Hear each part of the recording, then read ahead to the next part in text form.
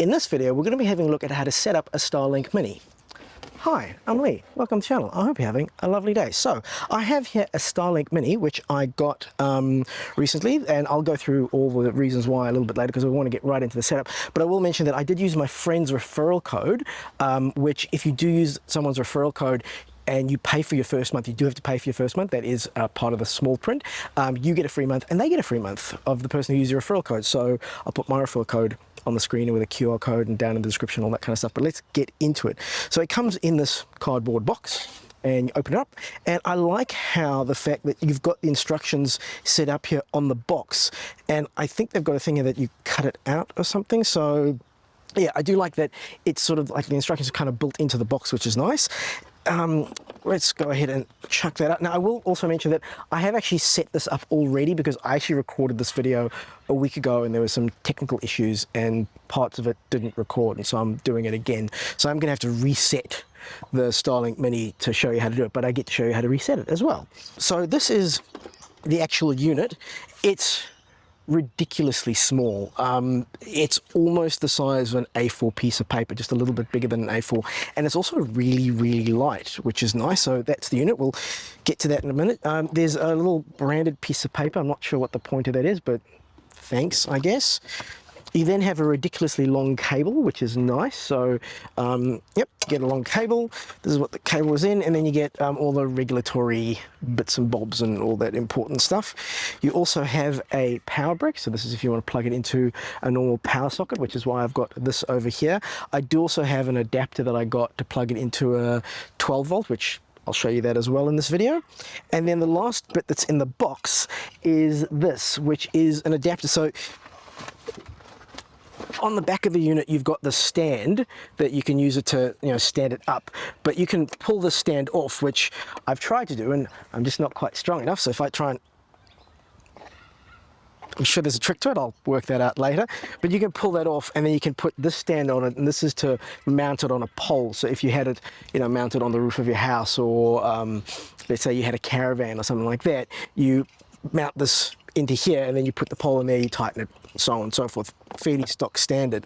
Now I want to discuss a little bit about the hardware of the unit and how it all works. So if we look in here, there's two plugs that you can see. So the plug here on the left hand side is the power port, so you would plug your power cable into that. And I'm told, or at least from my reading that I've done, this is just like a standard it's not a proprietary kind of plug, so you can get other cables. You don't have to get the Starlink cables. And then on the side here, there's this little sort of rubber stopper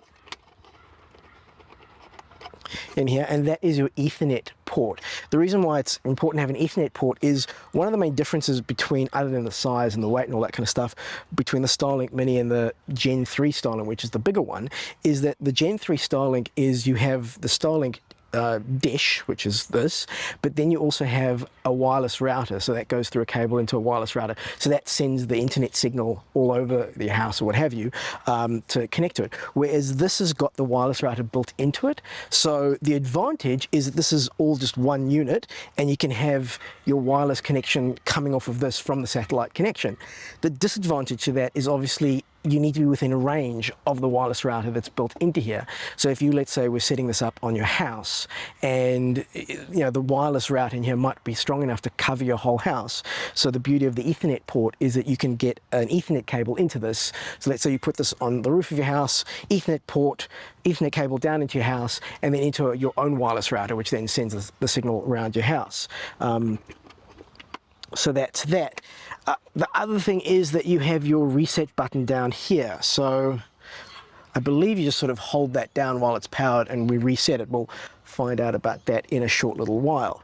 So before I go into the setup and plugging in, I just want to talk a little bit about why you might want to have, by the way, I will have chapter markers, so if you want to skip ahead and just get to the setup, you can.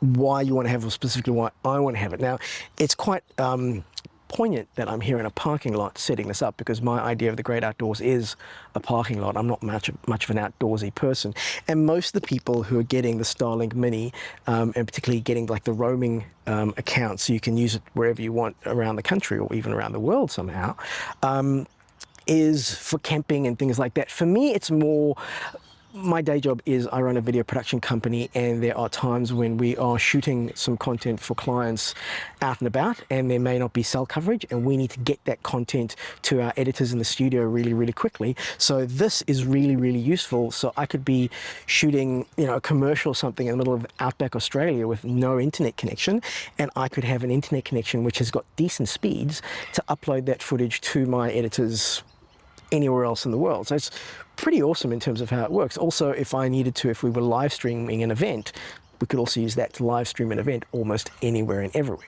So let's get into the actual setup. So here is the cable. Just go ahead and plug that in.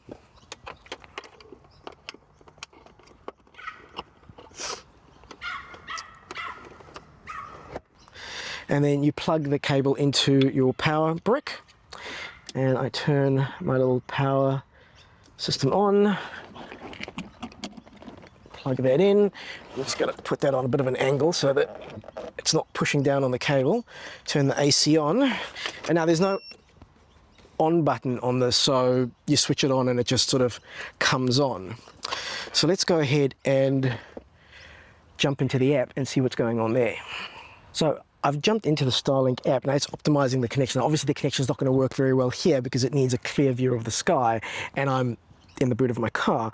But I jumped in here really quickly because I want to show you how to reset the Starlink. So if you're having any technical issues or anything like that and you want to reset it to factory defaults, you come into the app, scroll down, go into settings, then scroll down a little bit more and go to factory reset, and then it says locate the reset icon on the back of your Starlink. Press down firmly on the icon until it clicks and hold for 3 seconds. So that's that. So I need to just put that there so you can see it. So that's that button there. So 1, 2, 3.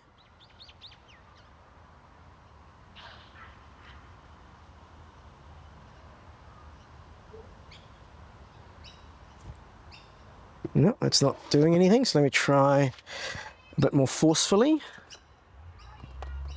Ah, okay, you have to actually sort of hear it kind of click.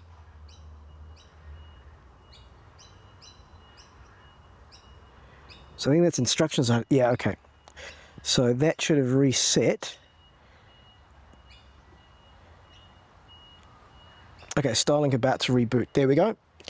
So I have now reset my Starlink, and it is going to set up as a first time setup. So let's go through how that setup first works. Just while we're waiting for that to boot up, I will point out that once you do power it on, you do have this little blue light here to show that it is getting power. That's not going to be hugely easy to see, you know, in bright sunlight, but at least it is there.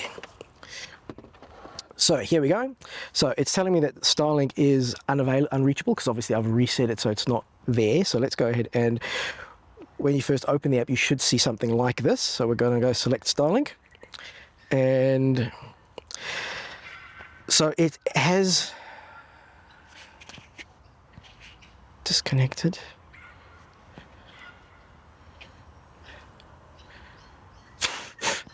Ah, okay, so it says set up another Starlink. So here's where here's why it's gotten a bit confused, because it knows about my previous setup of this. So let's go ahead and say set up another Starlink. Start setup.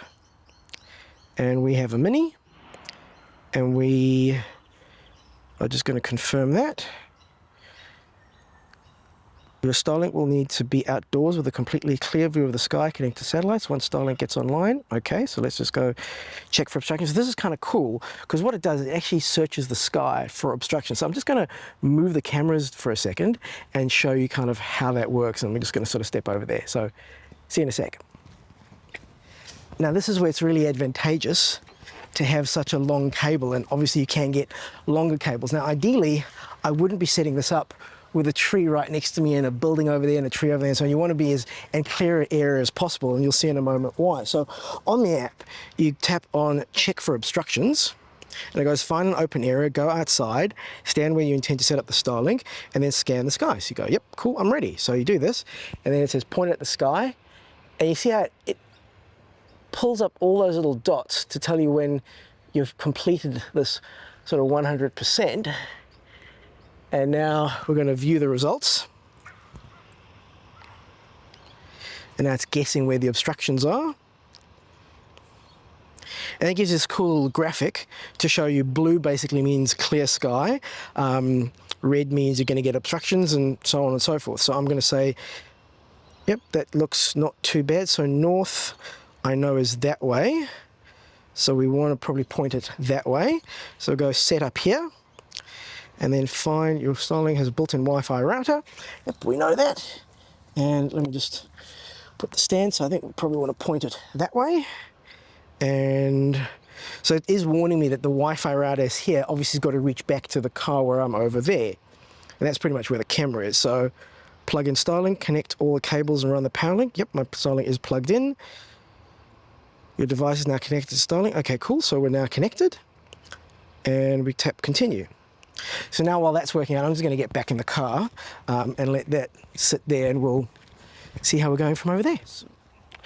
So one thing that I haven't done yet is, even though my phone is connected to the Starlink through the Starlink app, it's not connected as, like, the Wi-Fi network hasn't been set up on the Starlink. So what I'm going to do is I'm just going to quickly go in here and set up the Wi-Fi router to have a Wi-Fi network. So I'm just going to call it HerBlink, put in a password, and then any device with that username and password can, well, actually not a username, just a password, can connect to HerBlink.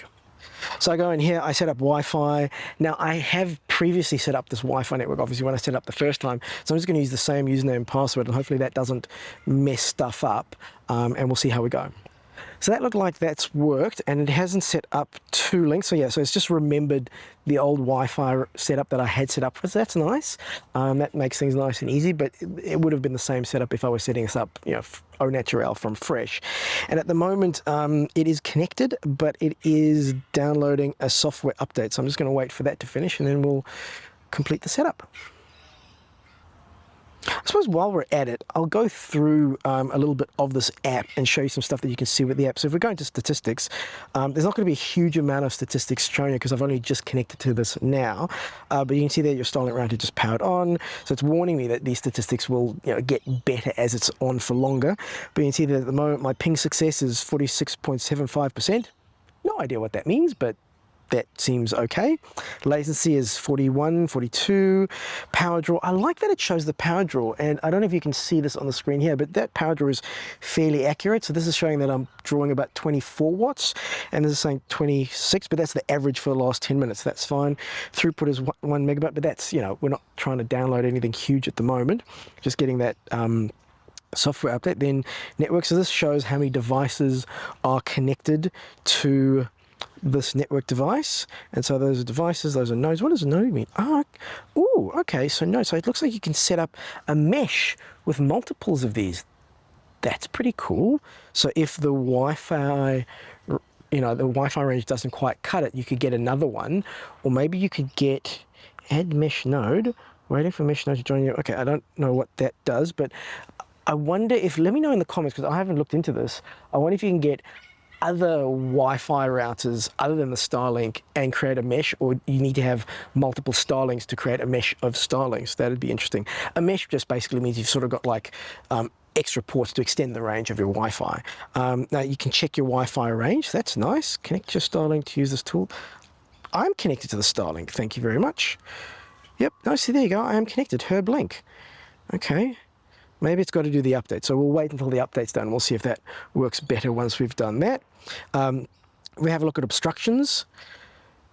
This will show us, now we've done the whole check for obstructions thing. So that was, you know, showing us the blue and the red. But then you can say align Starlink, and this will show us sort of more or less where we should align it. So should we point it north? Should we point it west, south, east, all that kind of stuff? I'm not quite sure. Okay, so yeah, so it's saying sort of point it not exactly north, but north-ish. So I should have actually aligned it just slightly a little bit to the side, but close enough. It's working, you know? Then we can do a speed test. Now, again, I'm going to do the speed test once we've done the update and that kind of thing. And so it's applying the update. So we're almost ready to get to the next bit. So while that's doing its thing, let's go have a look at the settings. And so these are the Wi-Fi router settings. This is the built-in Wi-Fi router. So we can just slide to reboot. We can do a custom DNS. We can bypass mode, factory reset. We can do content filtering. So this is quite nice. You can actually do filtering on the actual device before it gets to, I suppose it's your router, so it would need to have filtering, but there we go. So I'm going to go filter known malicious. Why would filter known malicious content not be like on as default? So that's interesting. And then you can filter adult and malicious content. So I'm just going to go with save, and it'll be interesting to see as I use, I mean, I'm not going to use this that regularly, but it'll be interesting to see as I use this what it thinks malicious content is. So I'm just going to install the update.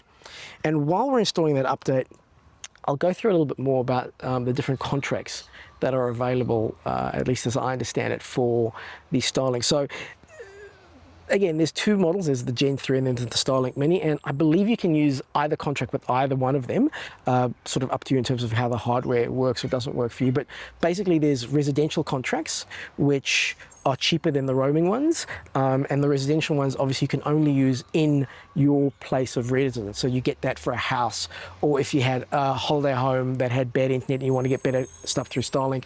And I might just stop talking because a garbage truck is about to come through here, and we'll pick that up when the garbage truck has passed through. So the garbage truck looks like it's just sort of parked there and hanging out. So I'm just going to keep going, and hopefully my audio isn't too crunchy because of that doing its thing there. So I was discussing that you've got the residential contract, so you have to use that in a single location, but then you've got two different types of roaming contracts. So there's the cheaper one, which I can't remember exactly what it's called, but I'll put it down here on the screen. And that only gives you 50 gigs per month, which is really not a lot of data.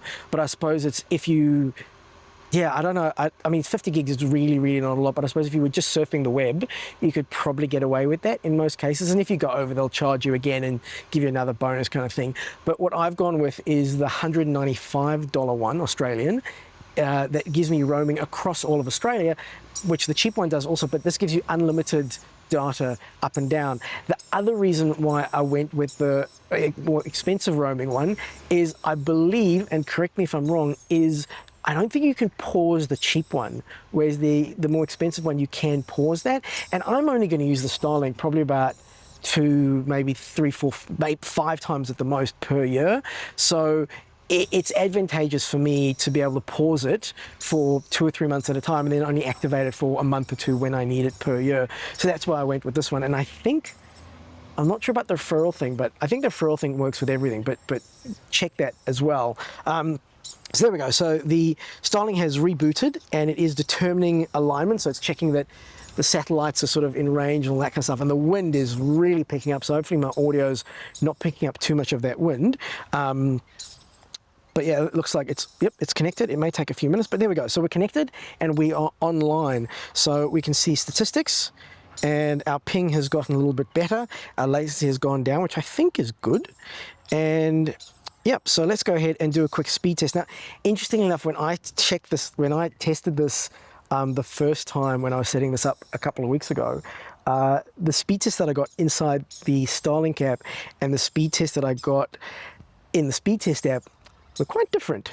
So there we go. So we're getting 86 megabits down, and looks like we're getting about, yeah, okay, so that's 7.7 up and 23 ms latency. So that's not too bad. I mean, when you think about the fact that I could be getting this kind of connection theoretically sort of anywhere in Australia, like in the middle of nowhere, that's pretty cool. So let's go ahead and run a speed test with the regular speed test app that most of us use and see if it's any different or if it's the same. Now, I do expect it to be not exactly the same because it would have been slightly different depending on the time to do it and that kind of stuff, but this is sort of like a minute or two across. And so far, okay, so it's looking like it's a slower connection, but it's not, oh, actually, I mean, that's about half as slow as what we were getting in the speed test in the Starlink app. Now, that's neither here nor there actually, because the real test is how quickly can you actually download something or upload something or something like that. So I'm actually going to jump into one of my apps here, which is frame.io. This is an app that I use for sharing content with my clients. So when we finish videos, I send them a link to the video, they preview it, and then they give me notes and can change things like that. So this is uploading and downloading videos and stuff. So this is a 2.4 gig file, I believe, which is my Blackmagic camera review, which if you're interested, I'll put a link up here in the corner. You go have a look at that camera review. But let's go ahead and download this file. And so I've already done this because I can remove the offline file. So let's go ahead and remove the offline file. Let's download that again. So this is a 31.5-minute 4K file, which is about 2.5 gigs. So yeah, so there we go. So that is downloading 2.5 gigs. And let's go ahead and start a quick timer and see how long that takes. And I will play some nice music and just fast forward this bit so you don't have to wait through the whole thing.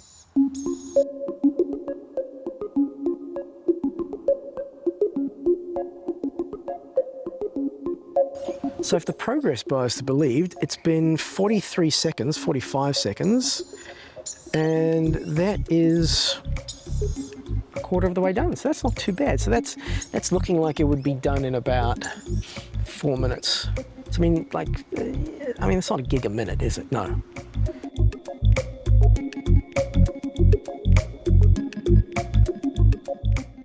So under 1.5 minutes, and it's halfway. So it's pretty good so far. Now, obviously, depending on where you are in Australia or in the world, this will change because it depends on how many satellites are overhead and all that kind of stuff. But this is just sort of like, I guess, this is where I am. So this is where I'm testing it. Your results may vary. I just thought I'd mention that. No, fair enough. The tree's your house. I'm the one who's interrupting.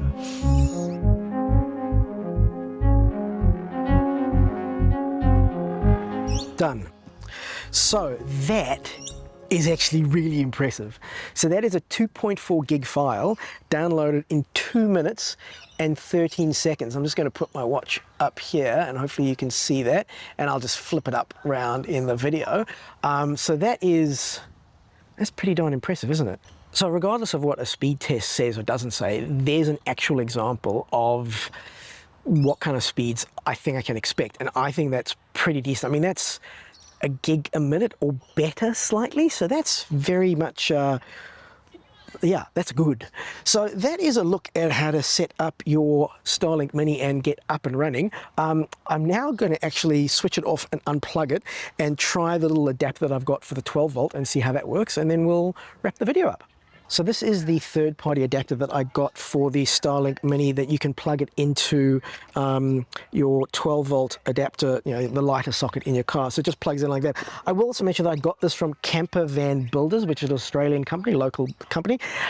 I mention this because, first of all, I do like to support local companies if I can, but also they put a bag of lollies in the adapter, and I'm very easily bribed, particularly with a bag of lollies. So yeah, very nice little touch to surprise and delight. And I'm very excited about doing this because now that I'm doing this video, I can finally open this bag of lollies and start eating it because I want to talk about it in the video.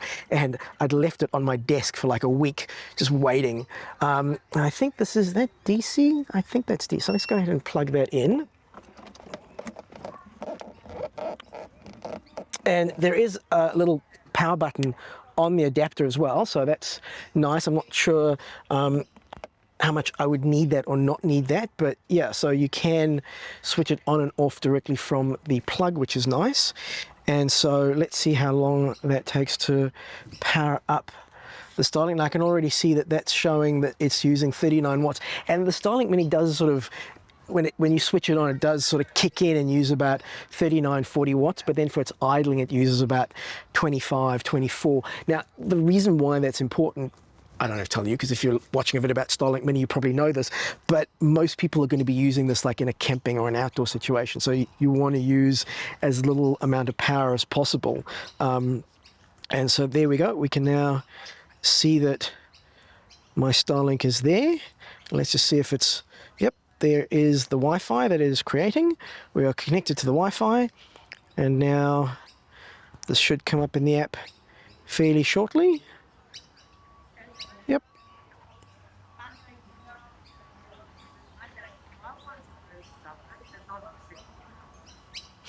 Maybe it's just taking a little bit of time to sort of boot up. Yep, so now, I don't know if you can see that, but that is now idling down to 23, 24. There we go, it is connected. It's calculating orientation. It does seem to take about 2 or 3 minutes to calculate the orientation and sort of get itself connected. So just be aware that it does take a little bit of time for that connection to happen. Having said that, let's stop and think about what it's actually doing. That little box is connecting to satellites that are flying around the planet and giving me internet, like fast internet connection anywhere in the world. So I'm going to cut it some slack. That's going to take a couple of minutes to connect. So that is pretty much, there we go. So connecting, it looks like it's doing its thing. That is how to set up your Starlink Mini when you get it up and running. That is how to power it from a normal wall socket. That is how to power it from a power. Now that wasn't the cheapest thing. I think that was about $98. You can find cheaper ones, but I'd rather pay a little bit more, particularly when it's anything to do with power. I don't want stuff blowing up. I'd rather pay more and know that I'm getting it from somewhere reputable and all that kind of jazz. But yeah, so that is that. I hope this video was helpful. I hope it was useful. If you have found it helpful or useful, please like and subscribe. If you've already subscribed, thank you so much for your support. Again, if you're looking to buy a Starlink Mini, please use my referral code, and that way, once you've paid for your first month, you and I both get a free month, which is nice. And we'll catch you in the next one. Safe and happy, whatever it is you're doing.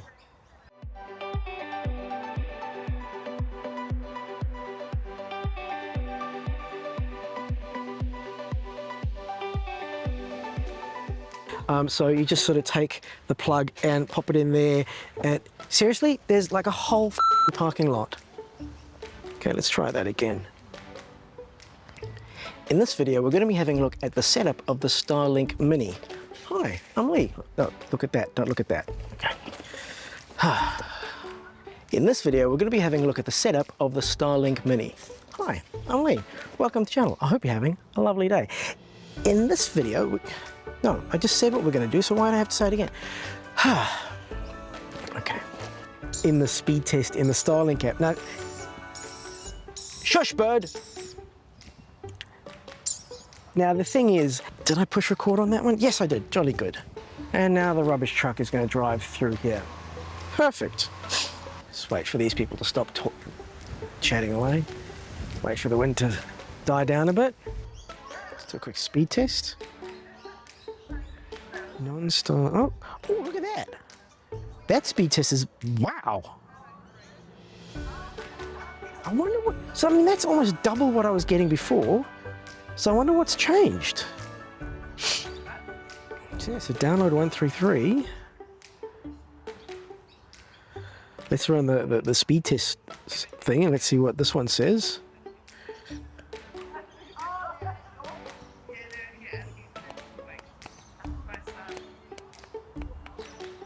Interesting. So now the third-party speed test and the Starlink speed test are actually a lot closer to each other. Huh. Again, I need to sort of use, I do need to, I really want to test this like while you're driving. Like there's a little accessory, I'm going to reach out to them and see if they can send me one so I can do a review of it. Like an accessory that sort of suction cups it to the glass roof of the Tesla, and I want to see how well it works while I'm driving. Obviously, I'll get Simon or someone else to sit in the car while I'm driving, or they drive, or whatever, and that'll be cool. Well, no, no, let me just do that gag again, because it wasn't all that funny.